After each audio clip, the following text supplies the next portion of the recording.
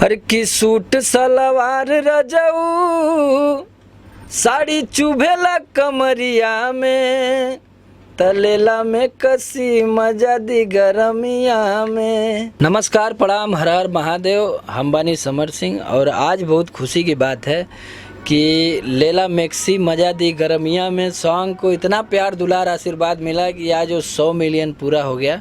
तो आप सभी भगवान स्वरूपी दर्शकों से यही निवेदन है कि अपने समर सिंह पे, अपने बच्चे पे ऐसे ही प्यार दुलार बनाए रखिए। थैंक यू, धन्यवाद। गाना वो मिट्टी से जुड़ा हुआ गाना था जो कि आप गांव में देखते होंगे कि औरतें लोग पति से कहती कि नहीं अभी साड़ी में बहुत प्रॉब्लम होता है तो मैक्सी चलता है गांव में, गाउन उसको बोलते हैं, शहर में लोग मैक्सी गांव में बोलते हैं। तो लाने ले आने की बात थी उस गाने में। और आलोक भैया ने बहुत प्यारा लिखा था, हमारे साथ में कविता यादव जी ने गाया था।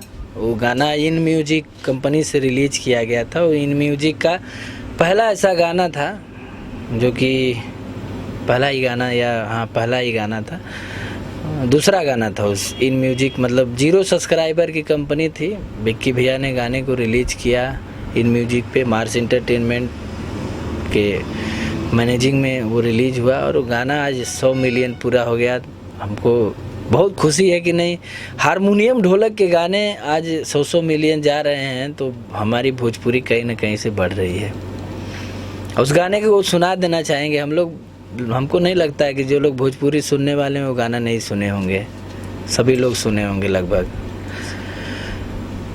हर की सूट सलवार रजऊ साड़ी चुभेला कमरिया में तलेला में कसी मजा दी गरमिया में। ये गाना ऐसा कोई नहीं होगा, हमको लगता है कि भोजपुरी में जो नहीं सुना होगा। तो ऐसे ही प्यार दुलार बनाए रखिए। थैंक यू, धन्यवाद। हर हर महादेव।